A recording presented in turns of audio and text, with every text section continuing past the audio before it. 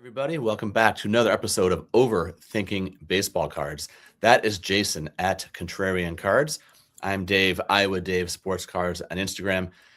And as we do with every episode, we start with a question where the other one does not know what's coming. This time I have the question.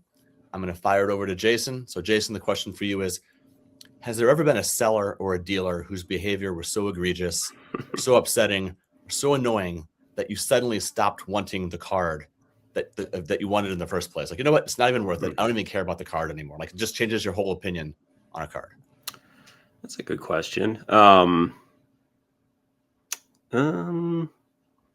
Yeah, I think so. I don't remember who. It wasn't like anybody, probably just a random person on eBay or whatever. But yeah, so I'm actually in kind of one of these little disputes right now, to be honest. There's a card I want, and I offered on it. They told me, and I kind of, after I offered, I had kind of second thoughts on it, and it was one of those where I was a little bit relieved that they actually didn't accept my offer, which is probably a sign I shouldn't even be thinking about the card, to be honest. But they countered, and I was like, oh, good. I was like, I didn't feel like too bummed out about it, but I still want it. We're just apart on the price, and I think it's a very, very good card, and it's a very undervalued card, very rare. But so there's like 10 people watching it. They sent out an offer for a price, and nobody bought it. So I sent him a message this morning. I was like, hey, I'm not trying to be difficult or lowball you here or whatever, but you obviously didn't have a buyer at that price. Are you, willing to work with me anymore on that? And they haven't responded. So it's been enough back and forth now where I'm just kind of over it. It's like there's always going to be another rare card. There's always going to be another card I can't miss out on. Yeah. So to me, that's a big part of the situation, though. It's like, how do you feel about the interaction? If there is one, when you're going back and forth. I've had other people too, where there's a card I really, really want, and they'll just like, it'll be expensive too. Like, I remember this one card I offered like $750 on, and I think they wanted, $1,200 or $1,250 or something like that, which was a little high. And they countered it like $800 or $825. And I was just so annoyed by that, because I was like, in this situation, your options are $0, about $600 after fees if you just take my offer, or if I do accept at $800, like another $50, you're going to get, 800, you're going to get, is it really worth another $30 to roll the dice on having the buyer, like, like back out? That's always how I think about it. Like, as a seller too, I'm like, if somebody offers me, a certain amount that's reasonable, I just accept the first time, because I don't want to like try to squeeze out another $20, $30, and then just have them say, forget it. I wasn't that interested, because a lot of times offers are just so impulsive anyway, and if you give them time to think about it, they might change their mind, like I have in this situation. So what about you? I have to. Yeah, it's happened. And it usually happens through messages where somebody tries to convince me of something that isn't true. Oh, okay. Or they drag things out longer than they need to go. So it happens. It's been a little while since it happened, but it does happen. To me, that tells me that maybe the card wasn't all that important in the first place. If, you can't get past someone's personality. But on the other hand, maybe you start layering that over the card. So in a way that person has sort of put their footprint on the card in a way that you can't get off. And you just look at it and you just think of it and you just kind of get annoyed. I have a case, nothing like this. You were just talking about how people make strange counters sometimes. This is neither here nor there, but there was a card I made an offer on the other day. The person was asking $12. I offered $10. Yeah. They countered at $11. And I looked at the screen like, really? Like, you need this dollar? Yeah. I get percentage-wise, that's a pretty decent percentage on a card, but is it really that worth it? So I just declined it and then unfollowed the card. Just stopped watching it. Good luck. I hope that he gets his dollar. I hope. Yeah. A lot of times, like as a seller, when I feel like I'm getting trolled or whatever by buyers, I'll do, like the other day I got some guy or a girl, I don't know who, messaged me, and they're just like, hey, this is my offer. Take the money while you can. and it was super low. So I just raised the price of the item and then just didn't do anything. Like I just completely ignored them because it's just like, this is so dumb. And then I'm doing one of those right now with kind of like your situation with the $12 card. I have a Beatles card for sale, and I have it listed for $35. And this person, they bought 2 other cards from me, and I accepted their offers. And then they want this other one, and they've offered a reason. They offered me 25. I don't really even want to sell it, to be honest. I'm too lazy to like take it down. I think I'm just going to keep it. But I think I countered at 31, and they countered back at like 25, and they're like, "Hey, sorry, this is really my best. Just toss it in with the others I already bought." And I wrote them back. I was like, honestly, I don't really want to net like $20 on this card. I'd rather just own it. Appreciate it. I'll get those other 2 sent out to you. Mm-hmm. And I just declined it. And then they offered me again just before we started recording like $27. So I'm just like, I don't know, man. Like, I don't want to keep responding to this, and just that kind of back and forth. Like if it's $1 or 2, we're just wasting each other's time. To be honest, it just becomes more of a power struggle more than anything. But I wanted to say though, you were talking about like private negotiations with messaging and that kind of thing. That's like so much different than the eBay situations I was talking about. And to be honest with you, and we'll get into this later, like I'm honestly like not a fan of buying cards from friends or like people on Instagram. Yeah. I just don't, cause like, and whenever I do, like whenever I'm selling to one of my friends, I give them like good prices, like my best possible price right away. I don't like messing around with stuff like that. Or like Pat sold me a card recently, and he gave me like such a good price, and I was just like, dude, I was like, that's too low, man. And just like so there's like some really solid interactions like that. But more often than not, I'd rather just keep friendships and card transactions separate. And a big part of it too is, like you said, it leaves a footprint on the card. Like when I know somebody else has like owned the card, even if it's somebody like that I like and admire or whatever, I'm just not as into it. It just feels like their card, if that makes any sense. Like, and I don't know why I don't have that same feeling on eBay. It feels like I'm just getting it from some anonymous person, and I just don't make that connection in my head. So I get that. I get that. When I sell, I don't like really doing business with friends a whole lot either. Whenever I do move a card to a friend though, I always just go at net to me. You know, if they need it, if they want it, if it makes more sense for them. And if I pay 25, I'll have them pay 25. I don't feel right. Yeah. I don't mind, like if it's been a few years or whatever and the card's like gone way up, like, you know, and they really want it. Like I've sold Shane quite a few cards, Shoebox Legends. Sorry, Shane. And I don't like start high like I would on eBay. I'm like, you know, here's what I paid, you know, I just want 250. That's, you know, that's probably a pretty good price on your end too. So whatever. And I don't think he's ever like counter offered me, like never. Or the same, you know, like with Pat, like Pat told me his price, I just gave it to him right away. It's just when you respect the person, you respect their intelligence and all that type of thing, you just get, you know, it's easy. But otherwise I'm not crazy about it. So great. All right. So let's, right just before we get to our main topic for this episode, Jason and I are going to be doing a mailbag episode. We would like to take your questions. We have not done this before. We're excited to hear from others. Some of the comments we get on previous episodes are just so wonderful and engaging that we'd just like to hear from you more. So if you do have questions that you would like to share with us, just send them to overthinkingBaseballCards@gmail.com. And we'll put out some words on our socials as well. And we might do it as an extra episode or as the next episode or two, who knows, word from now.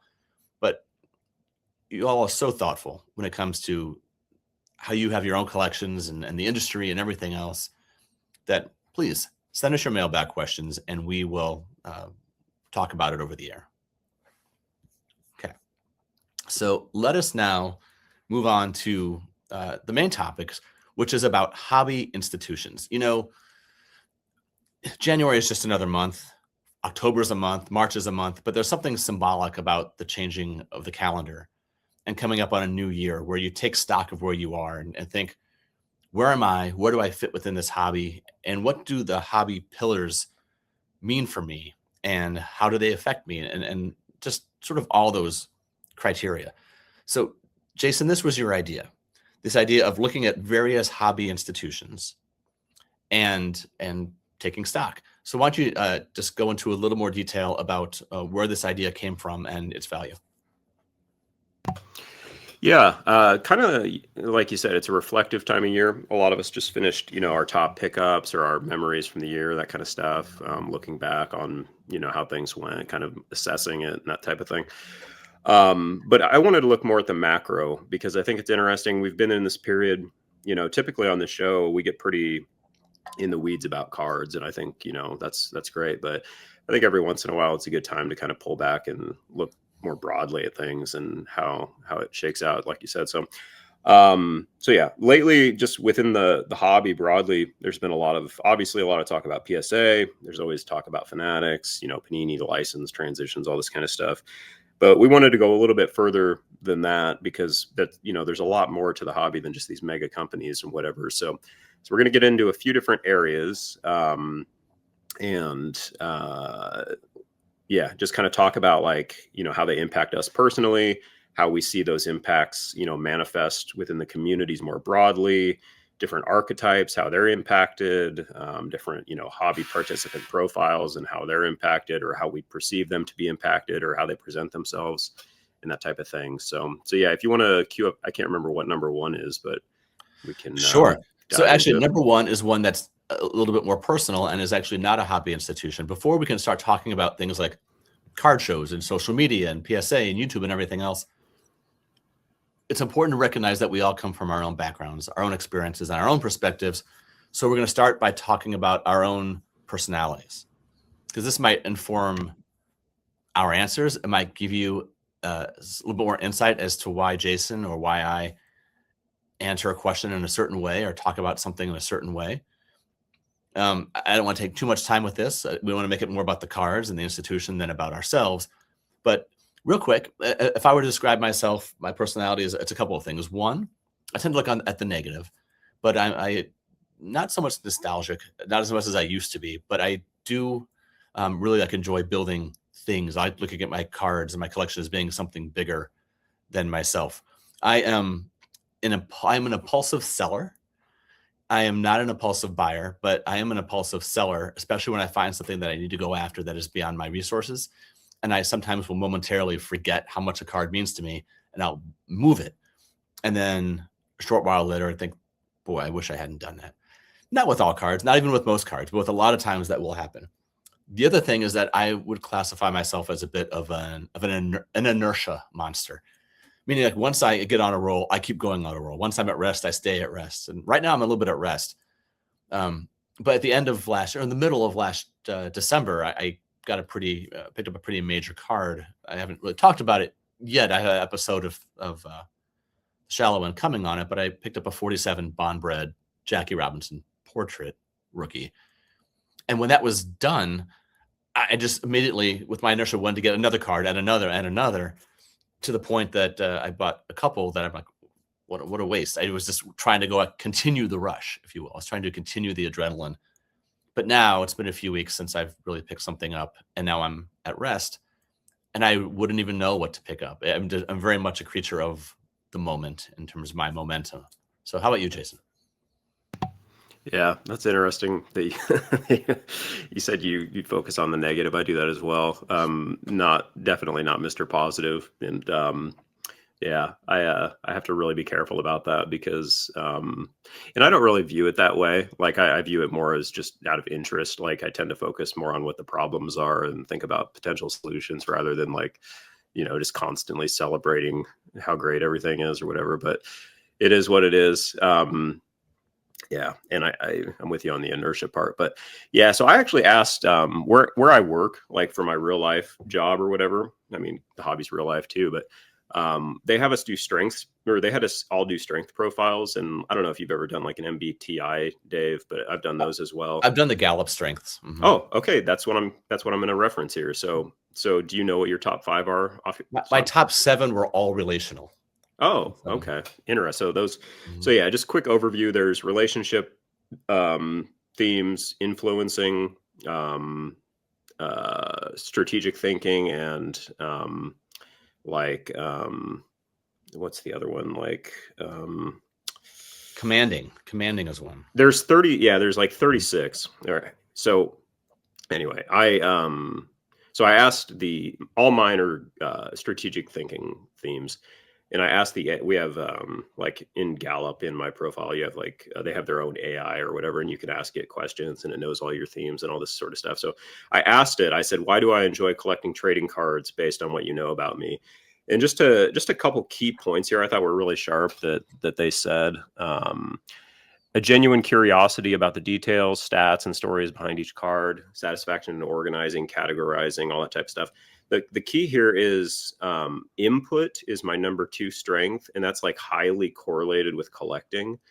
It actually, your enjoyment of collecting trading cards aligns perfectly with your input theme, number 2 in your top 5. Input is characterized by a natural desire to collect and archive items or information that interest you. This talent drives you to gather things, not necessarily because they serve an immediate purpose, but because you find them fascinating and potentially valuable in the future.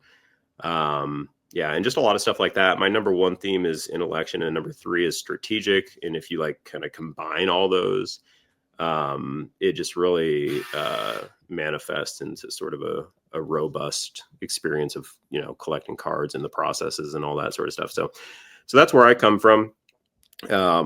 Yeah, very just very, I love thinking about the hobby. I love thinking about all the angles in terms of how I can improve my collection. I love thinking about the macro to some extent, not as much as I do about like my personal and individual experience, like collecting wise. But yeah, so that's, and this is Overthinking Baseball Cards. Dave and I, you know, that's kind of our sort of our angle here too. So it works quite well.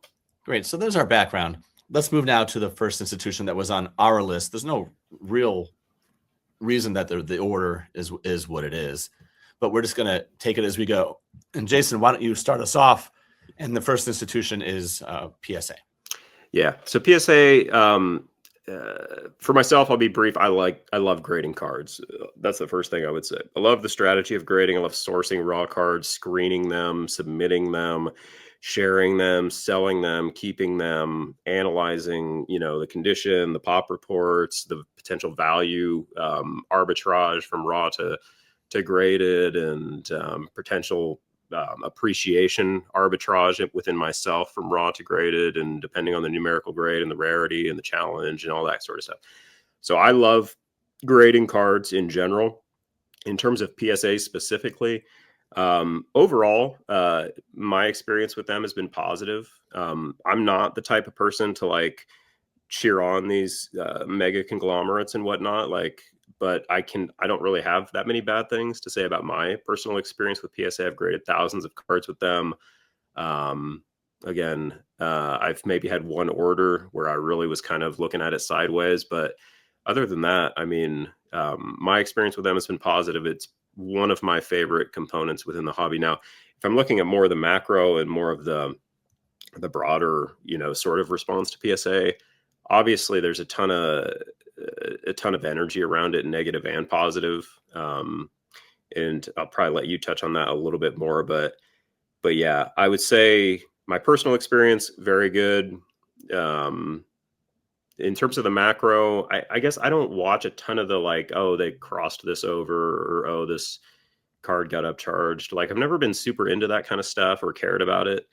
I know on YouTube there's a pretty strong push against PSA from like the hardcore collector sort of like communities and whatnot, but it's different in each segment. So what are your thoughts? I think there's two tracks in which to think about PSA. There's PSA as in the grading company and the other things that they do, but then there's PSA as a synonym and as a catch-all for collectors, for the broader company. And sometimes when we say PSA, we also mean SGC and now Beckett and Card Ladder and whatever other stuff they happen to own. The magazine is part of it also. When it comes to PSA, my hope is that they recognize their power. They've gotten so big. I'm not saying anything that people don't already know, but they've gotten so big and so crucial to the everyday workings of parts of this hobby that I hope that they recognize that there's a certain power and responsibility that they have now that is could very, very easily be abused because of the vulnerable position that some collectors now find themselves in. You can't file a protest vote and then send your cards to SCG. That's them. You can't look for an alternative and send it to Beckett. That's them. That's they control so much, and they know it, and they've said it. And Nat Turner has said it. You know, the return value, and Ryan Hogue has said it as well. The return value that you get on a PSA card, for example, the cost is silly to trade one card for how cheap the plastic is, for how little that they pay their people, especially the entry level people. That's part of it as well. But so what you're paying up for then is you're paying up for the chance of reselling at a higher price, which a lot of us don't want to do.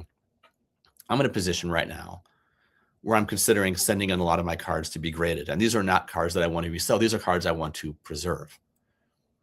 And I'm not on the anti-grading train. I like grading. I think I like the uniformity of it when they all sort of stack together. I like the preservation aspect of it, the historical part of it. There's more that I'm forgetting to articulate at the moment as well. That being said, I was having a conversation with Paper and Chrome yesterday with Greg. Do I want to send my cards to CGC just because it's cheaper? And these are cards that I like to look at, and their plastic is possibly the best slab for actually viewing your cards. Maybe, maybe that's the case. It does feel a little bit abusive, and I put that in quotes, not like abusive, but somewhat of an abuse of power to charge so much for an action that you might not do, right? That they charge so much because if you do resell your card and it's in a PSA slab, you're going to get more than if it was in something else. But what if you don't want to use it for that? What if you want to keep it in there because it matches your other ones? It's just a lot of money, and it's presumptuous. Sometimes there'll be movies or cartoons or books with giants, and the person's 30 feet tall, and even if they don't mean to hurt someone, they can hurt someone. They kind of might want to just like give you a hug. But if they give you a hug because they're so big, they automatically suffocate you and they smother you. That's a little bit how I view PSA at the moment. They're so big that they can't help but step on you, even when they don't mean to. So, when I hear Nat Turner speak, when I hear Ryan Hogue speak, and I hear them not aligning sometimes in what the message is, I wonder where the direction actually is. And all I can do is realize that they have the hobby at their mercy at this point, unless somebody is willing to shun so many parts of it and just say, you know what, I'm not going to preserve anything. I don't care if I have to sell it. I don't care what it's worth. I don't care if I put it into a binder and it might get damaged there, because darn it, I'm protesting. So it's just a lot of power and a lot of responsibility. And I just hope that they realize it and exercise it as ethically as they can. Couple quick follow-ups there. What do you think about SGC and BGS now as brands since they've been acquired? I don't think of SGC as anything anymore. I feel the same way in that when you were talking about that metaphor of the giant, like accidentally stepping on people or whatever, that's how I feel about the other slabs now. Like, they didn't do anything wrong. Like I have probably 10 to 15 SGC cards. I feel worse about them now than I did before they were acquired by. Like, when a brand or a company gets acquired, their brand is gone in my eyes. Like, they don't exist anymore, like as an independent entity. That's just my opinion and just how I see it. I want to get all those cards out of those SGC cases and into PSA cases, not because I'm like some PSA fanboy or I idolize them or whatever. It's just they are the only grading company right now in my eyes that is that I'm interested in, because, and like, again, it's a weird thing because like I don't know, I guess it's just it's a uniformity thing. It's a display thing. It's it's Apple. They are, really the only, and it sucks. I mean, I'm not saying it's a good thing for any of us, but it is what it is. Yeah. And, I don't know. I just think that's too bad that there are really no true competitors to PSA. Just, I mean, same with, we'll get into Fanatics later, but, yeah, sorry, I kind of stepped on your response there, but No, that you said it really well. You said what a lot of what I was thinking is. I don't think of SGC. I'm taking a wait and see with Beckett. Mm-hmm. If I were them and they were asking me for editorial opinions, I would rebrand their magazine as Beckett. I would bring the Beckett name back to the magazine, because Mm-hmm. the PSA magazine is not my favorite. But no, I see the point of getting an SGC. I own one SGC slab at the moment. It's actually in my coat pocket right here, right behind me, because I'm going to swing by the card shop on the way home and ask them to crack it for me. I don't, trust myself with cracking these days. I damaged one. But I brought up CGC. You brought up Fanatics a little bit. So why don't we move to the second one here, because there's some definite overlap though this time. And let's go to Fanatics. There's speculation, and I don't mind speculating on a card or a player from time to time. I don't like speculating on companies and what they're going to do. But there is speculation that if Fanatics were to want to get into the grading game, that their only real option at this point is to start their own or to acquire CGC. I don't know. I don't know how that would be. I do like some of the standardization that they've done since moving into the sports card space, trying to make, certain things, certain numbers across all different types of sets, except for Heritage. They should have left Heritage, as we talked about, the way that it is. They are unapologetically about commerce and about capitalism, as we see now from the massive, massive amount of printing going on with Topps basketball, Topps Chrome basketball, Topps baseball this past year. And I do worry seems to be one of the themes so far, but I do worry that they are sacrificing the long term for the moment. They have talked before about, making collectors for forever, not just for trying to cash grab in the moment, but I don't think that's really what's going on. And I'm really curious what their part of the hobby is going to be looking like in 2030. Right now, they're ramping up marketing. It's really quite spectacular. I love to see all the interest in it. It doesn't bother me that more people are coming into it. I think that's great. I like having more people to talk to. I think that's fun. And some of the people coming in are wonderful and some are not. It's just like I could walk outside and find people who are wonderful and people who aren't. So it doesn't really bother me at all. But where is their motive? Where is their true motive? And as each little part of the well dries up, where are they going to dig the next well? And then what? And then what? And then what? And at some point, are they just going to pick the carcass clean? And there's just nothing else to enjoy. What do you think? Yeah, like my investor brain really respects and admires like how relentless they are about making money. Like I'm an investor. I'm a capitalist. I'm a fan of all that. And I think they're doing a great job. Like you said, their marketing is overwhelming. They're reaching a lot of people. I agree. Like I'm pretty excited about just how cool collecting is now in general. And I think they deserve some credit for that. And they're making a lot of interesting cards, I'll say. I'm not going to say they're making a lot of good cards. They're tapping into a lot of areas of pop culture. Stranger Things is probably arguably the biggest IP of the last decade. I haven't got into those cards, but I saw just some of the promos they posted on Instagram, and those cards looked exceptional, like really fantastic. Other categories, I think they've completely just dropped the ball on, like Star Wars, which was my favorite. Just not necessarily by making bad cards, but just by making too many. So that's the kind of the positive. I'm a ultra modern baseball collector. Like that's my favorite category to collect.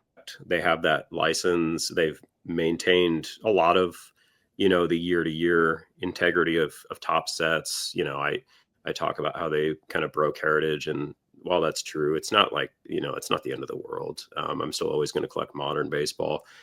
Um, they've changed I'm not actually, you said you were a fan of how they've standardized some of the numbering. I'm not a fan of, like, I wish they would have just left it alone. I think adding all those blacks out of 10 was a mistake. Just because they added too many versions of them. But these are very micro complaints. This is more of a big picture conversation. So yeah. So I guess my issue with them, and of the big three, I would say they're the one I'm definitely the lowest on, just in terms of like my personal sentiment. And I'm not sure exactly why, to be honest. I don't know if it's just they're just too in your face, marketing wise. It could be part of it, where I'm just like sick of hearing about them and whatnot. But that could be part of it. I just remember, you know, back in the day, like when you would think about like Tops or Fleer or Upper Deck, that was, you just didn't think about it. They were just some building somewhere that printed cards. They weren't like this, you know, ubiquitous force, you know, thrusting, you know, every, you know, piece of,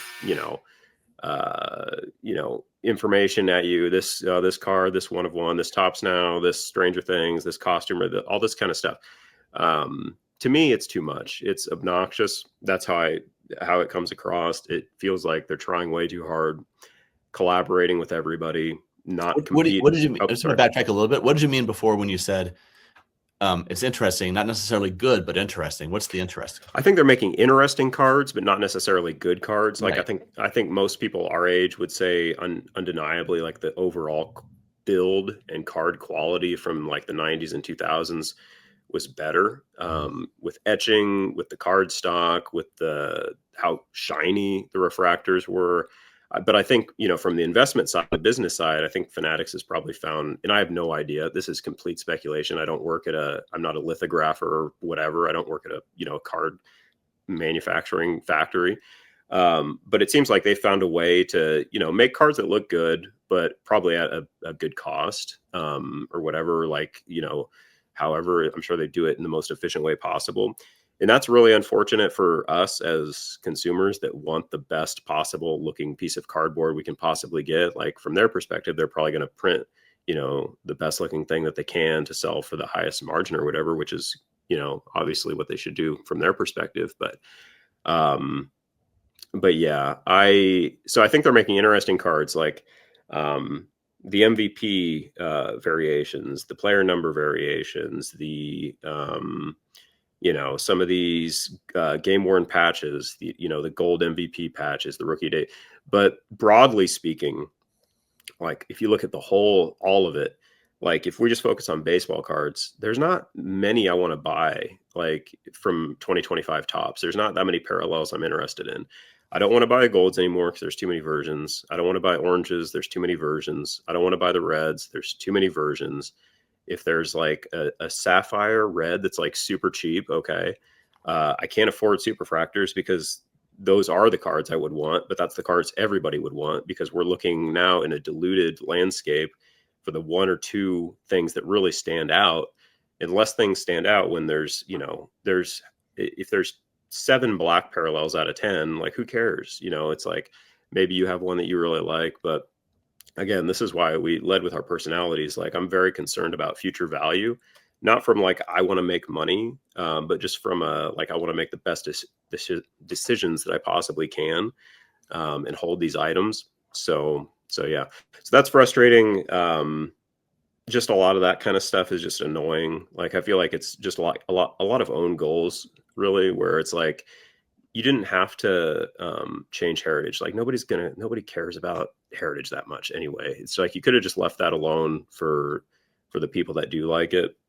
And like, I don't think anybody's like over the moon now for heritage that there's an orange. You know what I mean? It's like, what are we doing with that? The same with like the black parallel. Like, there was all that backlash to them not having it, and then they brought it back, but now they're not having it, but they are having it in basketball, which is odd. The player number variations are numbered in baseball, but not in basketball. So just a lot of weird stuff like that. And a lot of that stuff really matters. but it's probably, I don't know. So it's just, again, I like a lot of the stuff that they're doing in terms of design, in terms of like new ideas for parallels and cards and stuff. But I don't like when you get them in hand, it doesn't feel like anything that special. I think Well, there's so much. yeah. There's just there's so much of it. One thing I like to agree about them is they are aware, right? They are aware of the climate, and there's so much research going on, so much data that they have that they know they have an idea of what people on the perimeter of the hobby want. You see that in Fanatics Fest. Like they saw an opening with how drab and boring and dull the national had become, and they create Fanatics Fest, which then drives the national to get better. And the rising tide type thing, which was great. They also have recognized that there aren't a whole lot of set builders anymore, but they still print cards and sets. So how do they then make sets more interesting? 17 reds, 14 oranges, 13 black. You put the numbers in it. But in trying to meet the hobby where it wants to be, or where it is, or where the younger people are, it just diluted everything. It's just by trying to make everything important, they've made nothing important. And I think what's interesting too is like a lot of the cards that are really popular right now, and it feels like they're trying to be Pokemon a little bit, like with these inserts, like the home field advantage, the all kings, just these case hit type 1 in 288 type cards that are not actually rare, but they're rare enough. Like they're hard to pull, but I mean, in this day and age, 1 in 288 is nothing. But they're like trying to find that balance between like broad appeal to like where you can obtain it's not like a super fractor where it's actually there's only one. Enough people can have them and enough people can pump them up on Instagram and all this kind of stuff, and there can be community around the cards, like an alternate art in Pokemon, like a rare Charizard or whatever, where it's like, hey, me and all my friends think this is cool, like, and so it seems like that's the kind of stuff that's, like Kabooms on the Panini, so that kind of stuff. It seems like those are the kind of cards that really are resonating like with these younger collectors and younger generations. And maybe that's the direction that things sort of end up going, where, these parallels do sort of just kind of fall by the wayside. It's also interesting too that Ohtani really factors into all this, especially with baseball, because like without him, I think about this, it's like there's so much Ohtani demand that they almost have to like dilute the parallel structure. Otherwise his cards would be completely outrageous, like they already are. But can you imagine like if they were on the traditional, like even just the 2019 structure of vintage 99, Indy 76, blue, pink 50, camo 25, clear 10, if that was it, like those cards would be thousands and thousands of dollars if he was in this Dodgers era with a tight parallel structure. He's in this super high demand era with a very diluted structure, and his cards are still expensive. But that impacts everything else because all these other guys don't have that level of demand, and their catalog is being diluted. So it's like, why would I buy a Juan Soto card from 2025 when it's going to be like $10, for in perpetuity for the next 20 years? It's like, I look back at 2000, 2001, 2002, Peyton Manning, Emmitt Smith, you can still get their parallels for a couple $100. And that was a way, way more restrictive printing environment. So it's like, if I know this pattern exists and I extrapolate this out into the future, tell me why I should buy, a $75 Juan Soto gold parallel. Like I just can't, like, once you see it, you can't unsee it, sort of a thing. And maybe that's just completely overthinking it, but it's what we do here. So it is. So speaking of gold, let's move now to a company that has really made its name on gold. We're just moving up now to Panini. There's been a period of mourning, the loss of the gold prism out of 10, at least in some of the licensed products of more popular American sports, certainly. So where are you right now on Panini, Jason? Yeah, I'm probably like the worst person to comment on Panini because I've never collected Panini cards. I will say that I think their card quality is better. Like they've maintained some of the etching. I think my big take on this is I just think it's so lame that that there's one license. Like, why can we not? Like, if I was a collector of Panini cards right now for football or basketball, like I would be so annoyed and just like completely over it. Like, um, it's just unfortunate. I feel I have a lot of friends that collect the golds and all that from this last generation, and I feel really bad for them because it's like it's just a bummer. I remember when Topps lost the wrestling license and it went to Panini for a few years. I was like, it's fine, I'll just hold out, because I always thought Panini was overvalued relative to Topps, and I always just preferred Topps. So I was like, I'll just dabble in some other categories, and when Topps gets the wrestling license back, I'll jump back in or whatever. And yeah, I just lost interest in the category completely because it's like I don't want that interruption. You know what I mean? And yeah, I don't know. I just think that's my big picture thing. It's like I'm bummed out for the people that really like Panini cards, want to keep collecting them, and they can't because of the exclusivity of the licenses. So, but I think they make good cards. I respect the brand. I just don't personally collect it. So You took me in a direction I wasn't expecting when you were talking about how it affects other people and but especially about how the multiple license thing. Like I wasn't ready to think about that, but Levy in my brain broke when you said that. I used to love having the options of Fleer, Don Russ, Topps, all the others as well. And now it's like just one per sport, it seems, or one per league, rather. Yeah, I feel bad for folks. Panini can make some kind of nice cards, but here's where I think about Panini right now, and it's under this heading: American Tobacco Company, Gaudi. What other ones are I saying? Score, Leaf, now Panini. Right? They're now past tense. I even like their unlicensed baseball cards. I had some Otanis I wish I hadn't gotten rid of just because they looked so nice. I think there's so much potential there. Right? Like, imagine a 2018 Juan Soto gold refractor licensed out of 10 rookie, what that card would mean these days. I mean, so much. I'm somewhat envious of basketball and football collectors because they had that for however many years, 14 years, 15 years that the Panini had that run. But yeah, they're past tense now, and just like you, I feel bad for my Panini collecting friends. But we move on. yeah, and I mean they can keep collecting, the past releases and that's kind of where I'm at with Heritage now. It's like, yeah, I'd love to keep collecting the golds, but it's not as fun. Like when you don't have that yearly new set to look forward to and that continued ongoing build or whatever. So it just sucks. So feel bad for them. I wish there was more competition. Same. Something to help spur on innovation and just making it fun, more options. Mm-hmm. All right. We've gone now. We've had 3 straight companies. We've had PSA, we've had Fanatics, we've had Panini. Let's now move to a broader idea, another hobby institution, but it's one that has multiple companies involved in it in some way, and that's social media.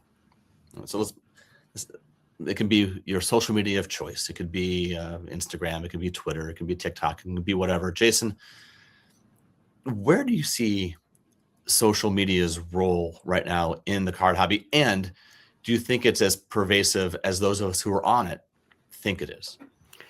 It's interesting. Like I don't know, it might just be my algorithm, but like I get fed a lot of stuff about just the death of social media and just it's just been exploited by so many companies, this, that, and the other, whatever. So I think it's fascinating because I wasn't even on social media for like 10 years. Like, and then I came back to I'd never even had really my own Instagram, but I came to Instagram for cards, around after the pandemic or whatever.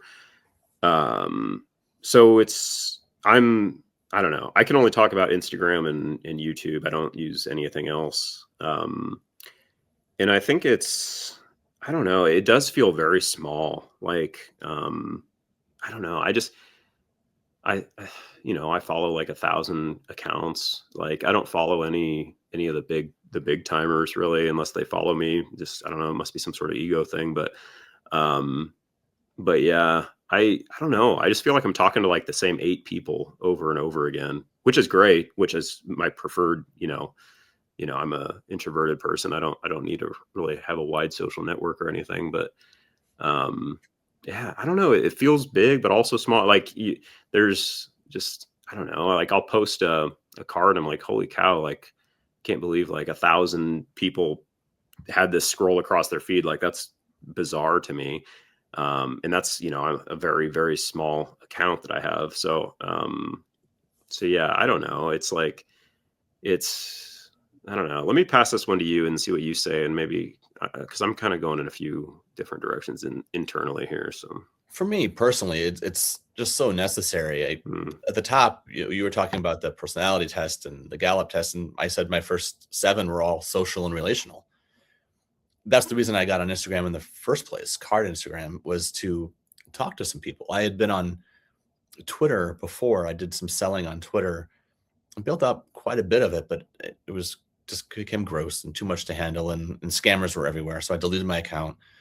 I came to Instagram just because I'd wanted to feel less alone and just wanted to be able to share it with someone. Like, here's a card I got. Oh, look what you got. That's pretty cool. Let's just be able to chat about it and talk about it. We're just so isolated, right? We're so isolated. This is a way to feel a little bit more connected. At least it is for me. But to me, it's all in the curation. I think we have more power than we realize to curate our social media experience. We don't have total control. It's a company, and they have obligations to shareholders or to make money or to whoever. And I get that. But there are certain things that I think we can do to try to give us the best experience possible. I don't know where I would be right now in collecting if it wasn't existing, if I wasn't on social. I'd be collecting because I really enjoy it, but I'm sure it has created moments of of a of a FOMO. FOMO. Yep. I almost said FOMO. I almost said MoFo. Moments of FOMO, and I'm sure it's led to me making some bad decisions and that impulsiveness that I talk about in when I sell at times. But for me, the social relationships that it's led to, and the people who I talk to now on a regular basis and just chat with, it's been worth it. Now that's Instagram. Twitter, I don't know what X is at this point. Um, I have my real person account, my non-sports. I did delete that one, and about once a month I'll jump on and see what people are talking about, and like, oh nope, it's still filth, right? And then I'll leave. And Facebook seems useful as a marketplace, but not as Mm, really anything else. Um, I don't, and I've I'll look at TikTok, but I feel like I'm being shouted at on TikTok more than I'm being asked to interact. And yeah. so, social media almost is not a fair term because the mediums within social media are all different. So I guess I could put a big heart and a big thank you on Instagram for what it's given me, but the other ones I don't have much use for. It's interesting. Like you were talking about how you started yours to, from a relationship oriented perspective. I started mine purely from a strategic, like promote my own self-interest perspective of I just wanted to advertise my cards for my eBay store. Um, I think the first post I ever made was like a Bobby Bradley Topps UK 2020 gold pair, just a random ass card that I was trying to sell. And it's just like, and I had like no followers or whatever. So it didn't really matter anyway. But over time, like to me, like it became something very different. It became much more of a place where I've made a ton of friends, really like can express myself creatively and that kind of thing. That's really become like I don't even advertise my eBay stuff hardly anymore. I should, but I always just don't have the energy for it. Um, so it's become much more social, quote unquote. People like you, people like Shane, all these people on Instagram that I talk to on a regular basis. Just really cool. So that's been an unexpected benefit. Like I would be lying if I said that's why I did it in the first place, but it's been great. And it's become probably the primary benefit. It's definitely helped me sell cards as well. Like, if you post something in a story and somebody reaches out and you can come to a deal or whatever, but yeah, This is so interesting. I've probably 8 to 10 times since being on Instagram, I don't know, 4 years ago, 5 years ago, whenever I started my account, tried to move out of the relational side of it and the fun side of it and the collecting and hobby side of it and tried to sell cards.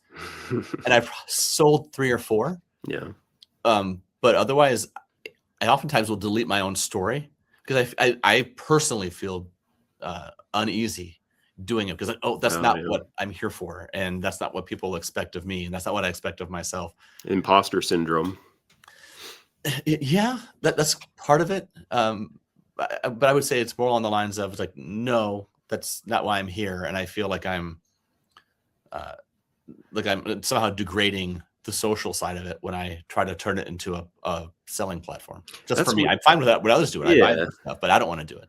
And I think this probably goes back to your personality. And I feel the same way. Like I delete stuff all the time that I feel like I used the word wrong, or it didn't make sense, or like it's people are going to misinterpret this or whatever. And then there's other stories I probably should delete, but I don't. But yeah, it's like, I don't know. It's a real, do you have your notifications on for Instagram? No, No, I don't I either. don't. I don't have it on for anything except for texts and phone calls and Yeah, same busy stuff. in my like Ring camera, which drives me crazy because it goes off constantly. But um, it's interesting. Like right now is such an interesting time, I think, in for the internet, just broadly speaking. Like I don't know what your algorithm feeds you, but like every trend that comes to me, like every YouTube video, every, zeitgeisty type content on not hobby stuff, but just like broadly speaking, is like, okay, Gen Z wants dumb phones. Gen Z is getting offline. No posting is the new cool. All this kind of stuff. And it's like, I like being online. Like I've always loved the internet. Like I'm 41, so I grew up, playing Oregon Trail, Windows 95, all just the peak millennial experience of tech. Like I was the first person, not literally the first person, but the first generation on Facebook, the first generation of text, in my, teen years, whatever, playing Snake on the Nokia phone, the flip StarTAC phone, all this kind of stuff. So I've seen literally all of it. The early internet, I was old enough to understand it. I've had every type of computer ever. But now that I'm 40, or 41, it's just interesting to see like what's happening. And it's like the internet does not feel cool anymore. And I'm always going to be online. I'm probably always, I wouldn't say I'm chronically online. I'm pretty disciplined in terms of my time spent, whatever, but mentally I'm online a lot. Like I think about a lot of this stuff. And yeah, I don't know if I can really articulate a coherent thought beyond that, but I just think it's a very interesting time for the internet, for social media, for our culture in general. And I like to think about like how that kind of impacts the hobby and whatnot. So That's interesting. And I think it's a natural lead into to our next one, which is YouTube. YouTube considers itself internally to be a social media company, and you know, data accounting, analytic corporations also consider it, but most people who use it don't consider it one.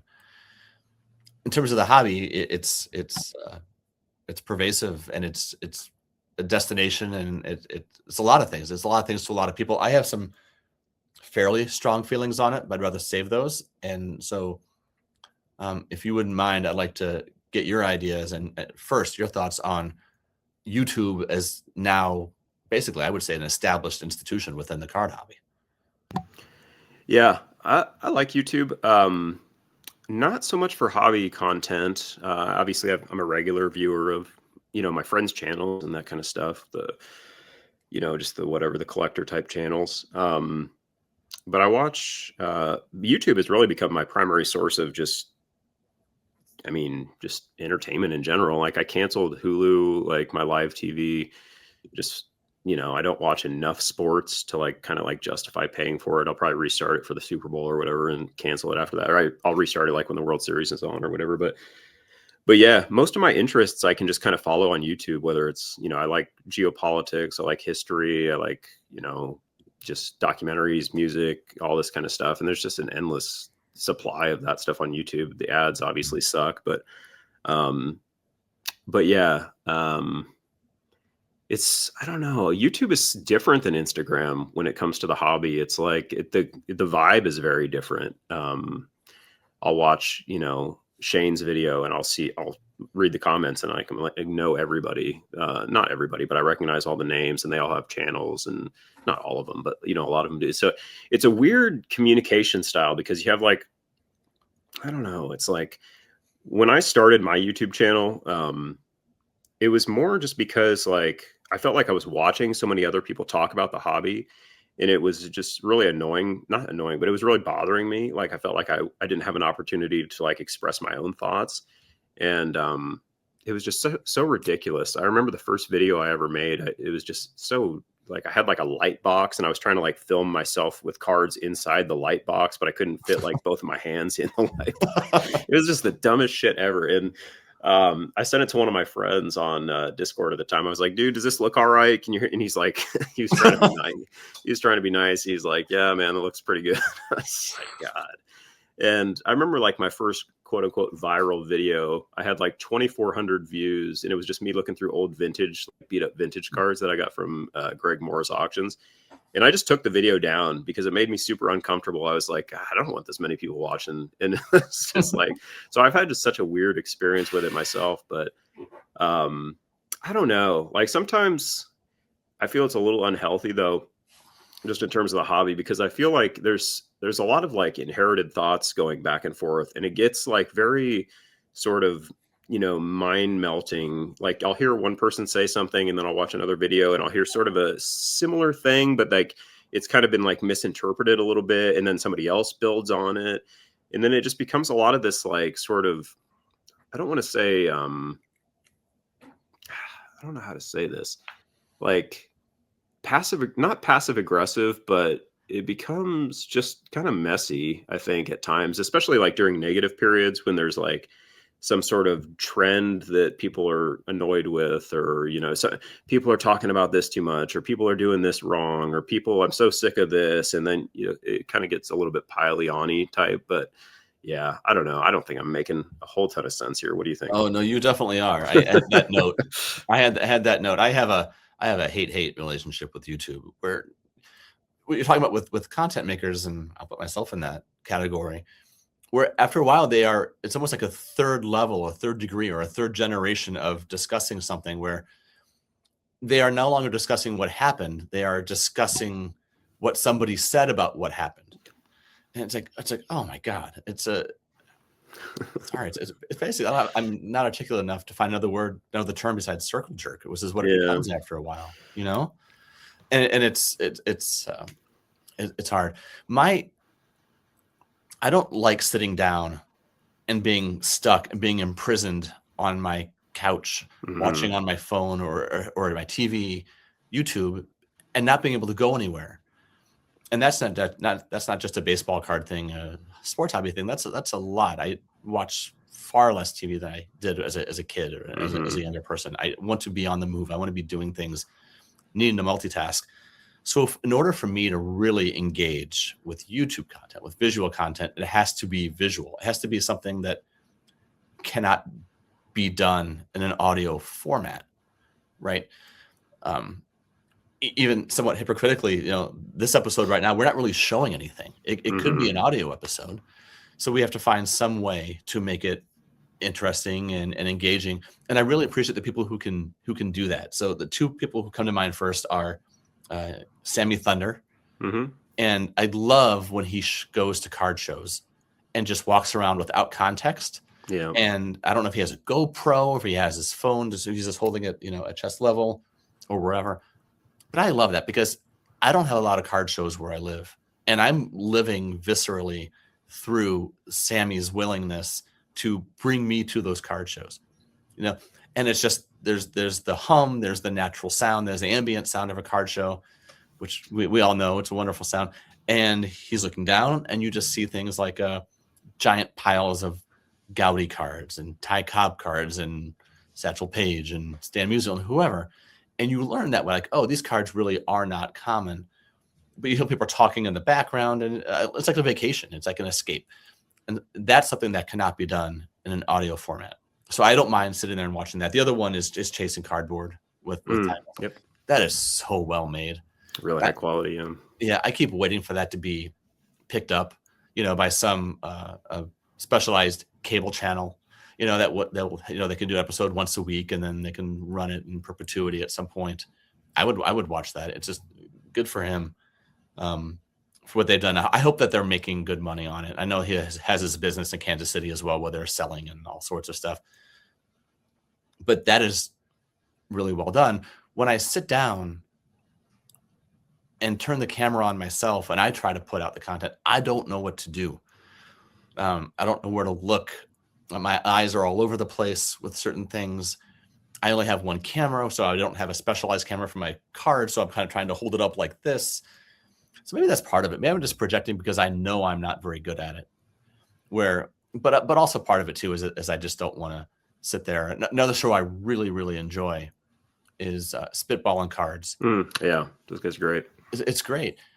But I listen to that in my car. And I'll put it on YouTube. I won't look at it because I don't want to die, right? But I'll just put it on YouTube, and I'll put my phone over in the other seat. I'll turn it upside down so I can't look at it, and I'll just listen to it. And it's basically just a audio podcast in audio form. And every now and then, Ty will put up a chart, and I think, oh crap, I wish I knew what they were talking about. I can't see it. For the most part, I really appreciate that, but it doesn't need to be. If it doesn't need to be video, I find myself rambling now, but if it doesn't need to be a video, I wish it was not on YouTube. But if it's going to be on YouTube, give me a reason to sit down and watch. And me personally, I don't think I give people a reason to sit down and watch enough. So I think I demand that from them as well. That's a lot of interesting things. That was a really good segment you just gave there, Dave. Sammy, I agree. I've never talked to Sammy, and I don't think I've ever commented on his videos or anything, but he seems like a really nice guy. I haven't either. I'm not either. Yeah. And I love card show videos. So keep those coming. Spitballing, I actually am the opposite. I prefer to watch the video. I don't know why. And I don't watch all, I'll be completely honest. Like, I don't watch that much hobby content, just period. And I'll talk more about that just maybe later, but, I guess I'll just say now, for me, it's like we were talking about at the beginning, like I'm thinking about cards like all the time, just myself. So I have to be very careful about like how much other like information I let come, into my sort of web of, rumination here. So yeah, so like even, if Shane posts a video of his pickups, I'll watch it. If Dylan posts a video, I'll always watch it. Ball Cards in the Attic is somebody I've met on Instagram. It's a small, newer channel. He made one of the most, I think, brave, courageous videos I've ever seen on YouTube. And the reason I say that is because I've never seen anybody else do this, and I would never do this. He just did a screen share of his active watch list, and I was like, this is the most interesting piece of content I could ever watch. And he talked, I think his title is, the video has like 10 views.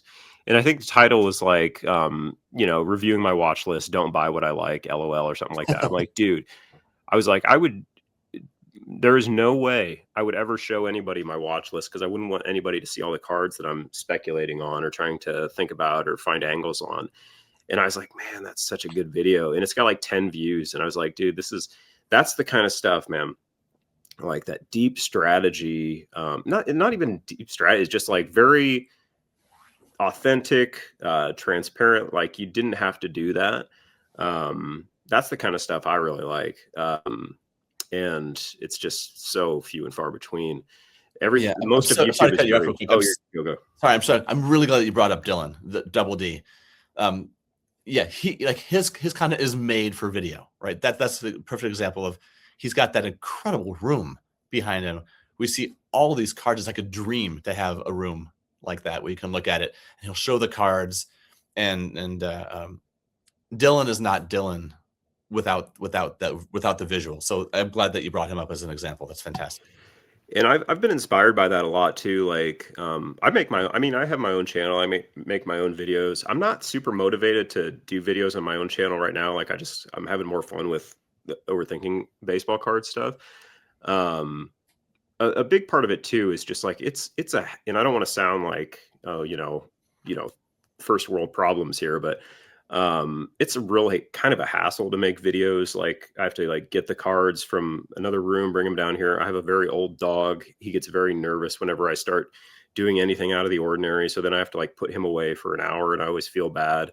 And I always feel like I'm choosing, the hobby over my dog, which I try to never, ever do. But it's, every once in a while you want to make a video, you want to show off your cards, but it is so inconvenient. And it's just, yeah. So I really respect the people that take the time to do it, especially like show their cards, people like Dylan and Shane and all those guys. And there's a lot of them. I mean, I can't shout out everybody, but yeah, so I love the collector content, the deep Orlando. My gosh, he has a collector's dream. Did you watch his end of the year countdown? Yes. His cards are just, he might as well have his own, museum or whatever. So incredible. Just stuff like that. And you can see him so well. That's what I mean. That is good. Show me something, right? Show me something on there. That's what I want to do. Like when I make videos now, just from watching Dylan, like I hold my cards like a lot closer to the camera now. And I try to even talk less and just like move it around, see all the angles, see all the little, intricacies of the card and all that. And so that's what's great about YouTube. And I like watching him back too. Like Dylan says, he was like the number 1 viewer of his own channel because he just puts it on mute, and just, that's a great, who wouldn't want to see all their cards on a 70-inch, whatever, 4K, 8K TV. It looks great. So yeah, I'd love, that's what, John Mangini does a really nice job with showing the card as well. And I mentioned before, I have a card in my pocket, so I pulled it out, and he'll put a card up, right, like this, like I'm doing now, and it's SGC, so of course it's reflecting off everything. But then he'll shut up wisely, and he'll just let you look. Right? That's great. Some people just know how to do it. Some people don't. I don't. Yeah. Okay. Let us now move along to the sibling of YouTube, which is audio podcasts. I've had one now for a few years, come up on a few years. I prefer this because I can do other things. I have a long commute to work. I can listen and drive. When I'm home, I can clean the garage and listen, and it doesn't impede me from doing something else. Audio is also a different medium. I was talking to my students yesterday about this, where it's really interesting. If you put up a video on YouTube, and this is confirmed through research, right? This is years and years of research. If you put up a video on YouTube and the audio is really strong, but the video is choppy, if it's old, if it's from years ago, or if it's just poorly shot, people will still watch it. If the video is immaculate, if it's shot in the highest level of HD, if it's beautiful, if it's put out by, Steven Spielberg or someone like that, but the sound is bad, they won't. Because there is something about the sensory of audio, it's about the sensory of sound in which we listen, and it's so much more necessary to our ability to understand what we're trying to consume, that it just feels more intimate as well. I love that, for example, that Brett Stacking Slabs has tried to create this audio network without also trying to say, and now I'm going to do YouTube, and now I'm going to move it to this, and now I'm going to have a Discord. It's just, he realizes the power of it, and he's lent a lot of not credibility, but just a sort of a lot of his power to the power of audio. So that's excellent. I consume 90% of my hobby content, maybe more, through audio podcasts, and maybe 10% or less through YouTube. Yeah, I love audio. I've listened to so many thousands of hours of podcasts. I remember back in the day, like pre like hobby, like that.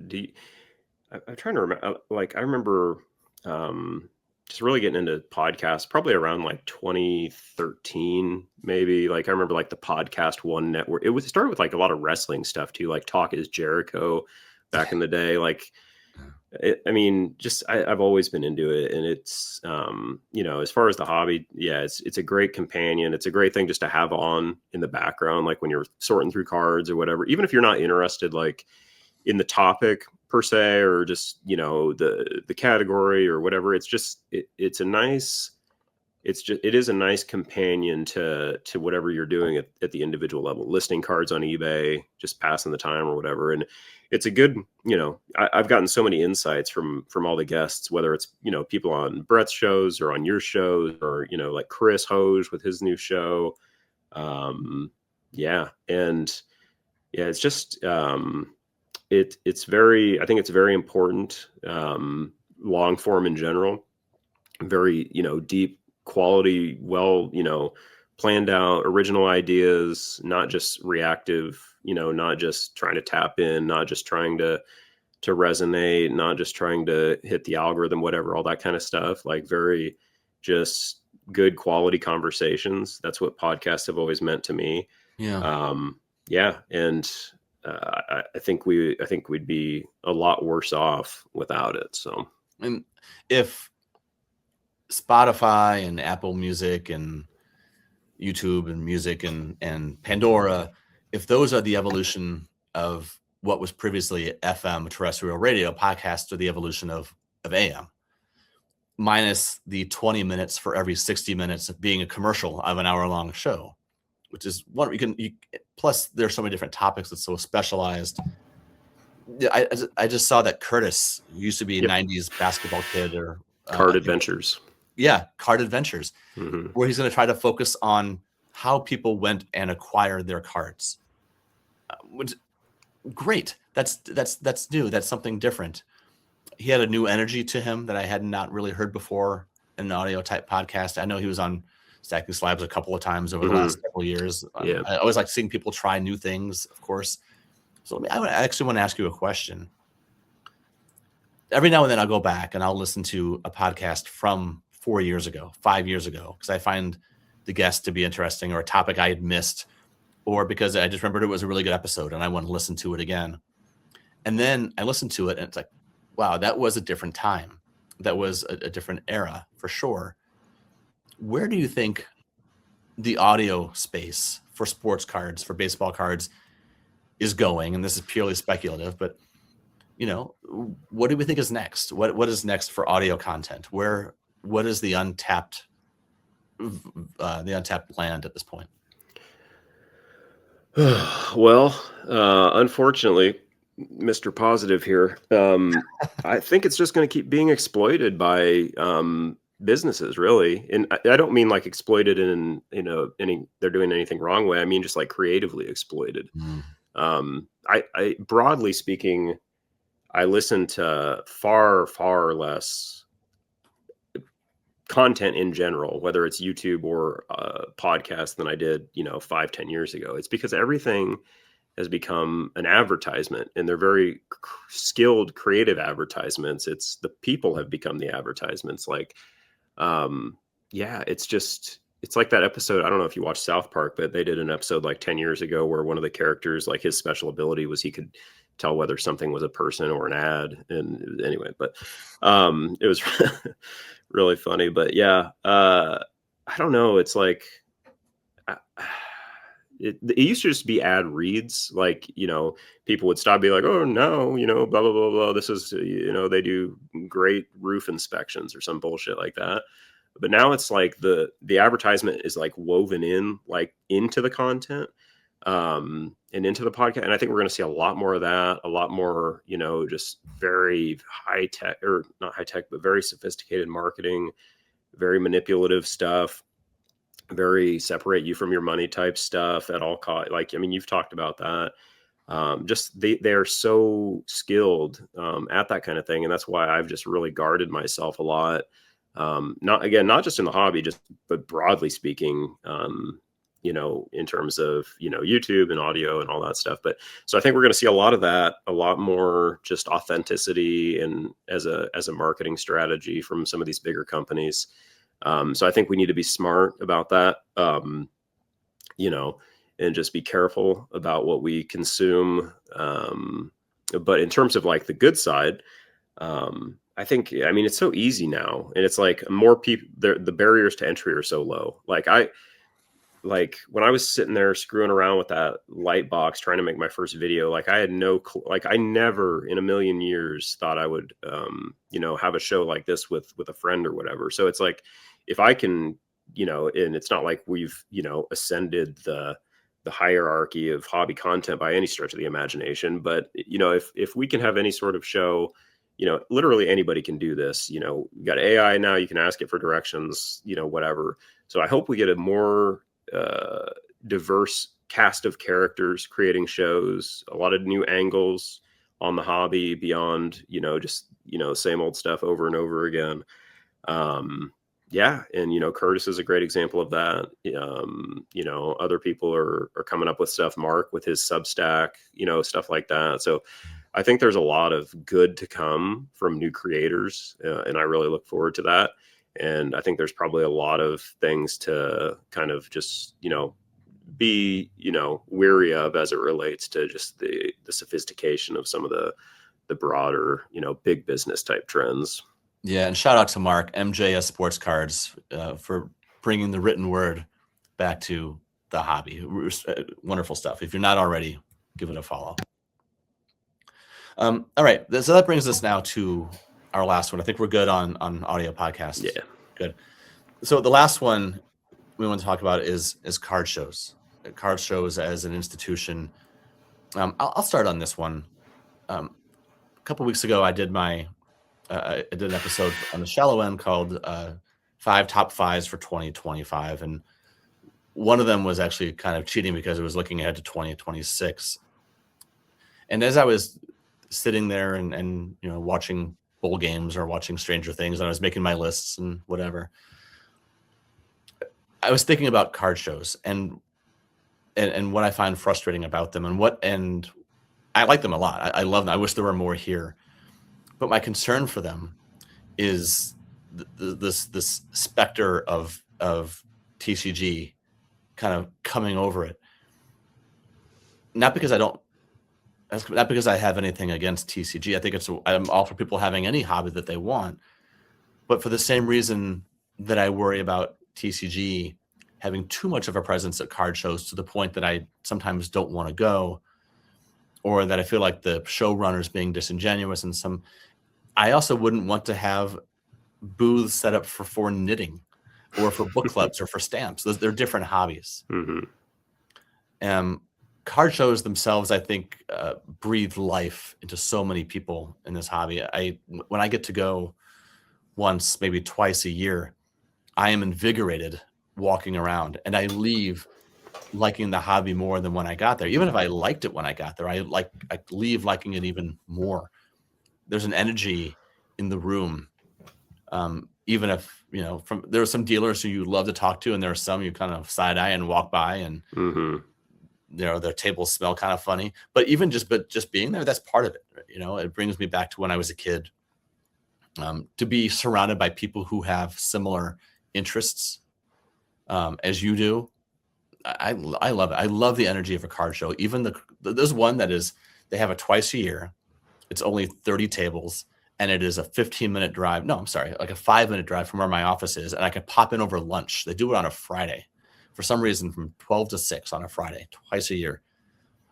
And I walk over there, and I think last time I was there was absolutely nothing I wanted, and I ended up buying a $3 Bo Jackson for $10 because I just wanted to support the show, right? I just wanted to help somebody who was there, just kind of doing it. I like that. I realize I'm spraying to all fields here. I love that the National really stepped up its game this year. They did a really. I don't have a complaint about it. I know some people had to wait in really long lines. I guess they could fix that. Sure, there's always something. But the tables were excellent. The Wi-Fi was great. The food was fine. The temperature felt good in there. There was a really good energy. But from the big ones to the small ones, it's like plugging your phone into the charger for like 15 minutes, right? It doesn't go all the way to full, but it's a nice little boost to keep you going. And I hope that card shows continue to serve card collectors. And selfishly, I think it'd be fun. I think it'd be fun to have just a baseball card show, a basketball card show, to continue to really kind of drill down a little bit. But I think I just gave you about 13 different topics there as I was answering starting to talk about card shows. So where are you on this, Jason? I think about this all the time. Like most of us, or like a lot of us, I came back around the pandemic or whatever. Since then, since 2020, 5 years, I have not been to a single card show, and I have not been to a single card shop. I have a local show here, like quarterly, I think. And, I'm an hour away from a pretty big city that has shows all the time. I have 2 card shops in the town where I live. So I don't know. Apparently, it's not really pulling me in. But I do have a lot of fond memories from going to shows with my dad when I was a kid. They would always be at the local hotels or whatever. And just a lot of this was like 92. So you're talking about like Peak Shack, that kind of stuff. So very nostalgic. I would like to go for the experiential type stuff like you were talking about, just bullshitting with people and talking cards. Like that would be great. From a more strategic point of view, I feel like the buyers typically at a disadvantage at shows, and those are really for dealers. So I would like to sell at them. I think I could do pretty well because I have a lot of very unique slabs that people would not, that I can assure them, or that I'm pretty sure nobody else would have, and I could probably command a pretty decent price because people wouldn't know what to do with them. But I don't have time for it, unfortunately. Just with having several dogs and just busy on the weekends. But so eventually I would like to do that. I would like to sell at a show, and I would like to go hang out and just meet some friends, like card friends locally. I think that'd be cool. I do like the sort of the vibe element of it though. Like I like after a show, like when I don't really watch anymore, but like Neo will do videos about his local shows and be like, yeah, this was the vibe, or this is what people were into, or he'll talk to the dealers, and he does really good vlogs too, about like walking around type stuff. But yeah, I like that kind of stuff. I love the national as a consumer of it, like just from home. Like I feel like I'm watching the Super Bowl, just I love getting everybody's hot takes on, oh, this part really sucked and this part was really good, and this was really fun, this was really terrible, everything's overpriced, everything. I love picking up all those little pieces of sentiment and just kind of assessing it like holistically. I think that's really fun. Yeah, so I'm glad card shows exist. They're not for me as a buyer. I would be, I would do the same thing you did. Like if I met a cool dealer, I would just throw them a few dollars and buy an overpriced card or whatever. But yeah, I mean, who knows? I'm sure people get great cards at card shows, obviously, from time to time. I'm just very skeptical that I would have any luck with that. I just think eBay is always and forever undefeated as the best place to get cards. Maybe I'm wrong, but I don't know. So that's my sort of big picture thought on it. I think they're great. It's just not necessarily in part of my life right now. Sure. Well, you mentioned eBay. Let's pivot there. That's the one institution we have not yet talked about. You and I are both enjoy eBay. We think it is accessible. It does so much marketing for you. Yeah. I know some people don't like the fees, the 13% or however much it is these days. And I'm not the first one to say this. Go out and find your own 10 million customers.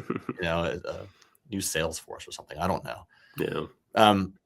I like it. I like that eBay is there. I have some questions about them. I don't think that they're perfect, but I can't imagine trying to find cards without them. How about you? Love eBay. I ran a poll on my story a few days ago about, I had Fanatics, eBay, PSA, and Panini, I think. And I asked which of these hobby, pillars or whatever word, do you have the most positive sentiment towards? And overwhelmingly, people voted for eBay as the company they felt best about, like over 75%, I think it was.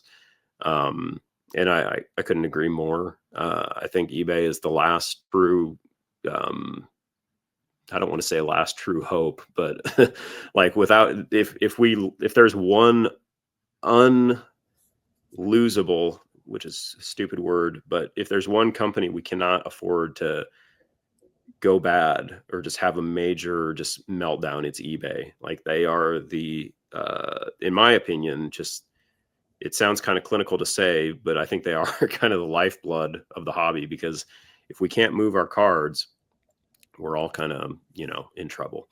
I love eBay as a seller. I think it's fun. I pay for the store subscription. I will love their customer service, which is, again, like I'm not the type of person to typically say things like that.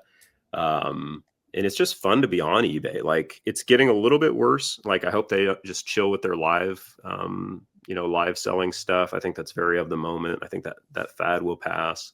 So I hope they don't just go gangbusters on that. And just, I mean, they have such a great thing going. But yeah, I mean, it's just, one of my dogs is sick. So I woke up very early this morning, like 4:00, and he was having some issues or whatever. So I was up, I was like, forget it, I'm getting up for the day. So I started doing just some work, my actual job, and I kind of checking this and that. And I got in this little rabbit hole on eBay. And just like, one of my favorite things to do is when I find a unique card, hit seller's other items, and then you find another unique card, and then you research that set and you hit that seller's other items, and then you're going and going. That is so fun. Like, that process of, turning over every little rock and trying to find the best deal you can. And eBay is just so easy to gamify for your own enjoyment in so many different ways. Like, you don't even have to buy anything. You could literally just spend hours looking for stuff and learning, and arbitrage on raw card. There's so many opportunities on eBay, both as a buyer and as a seller. More so as a buyer, but because it is hard to sell cards. But yeah, I absolutely love it. Without eBay, I don't think I would even enjoy this hobby even close to as much as I do. Yeah, and the ability to spend hours on it is both a positive and a negative, certainly Yes, for some people. But absolutely, there's definitely an educational component to it as well, to be able to have eBay, but then to cross-reference it with, say, Cardboard Connection and TCDB and Card Ladder, COMC, yeah, COMC and Market Movers, or any of them, any 130 point. They all really work together to form, this web of knowledge and history, I think, for it. So I think that's it. I think we have plowed our way there through a good number of hobby institutions. Thank you for coming along for the ride, everyone. Please share your own in the comments. Share this episode. It helps us out and inspires us to keep on going. But before we go, just one last reminder that we are planning our first mailbag episode. So if you would, send your notes to either of our Instagram feeds, to Contrarian Cards, to Iowa Davis Sports Cards, or email it to overthinkingbaseballcards@gmail.com. And we look forward to seeing where your brains are at the moment with sports cards. So Jason, and especially with baseball cards, and if you are overthinking them the way that we always do. Before we go, Jason, is there anything else? No, appreciate everybody. And we'll talk again soon. Thanks, everyone. Take care. We'll see you soon.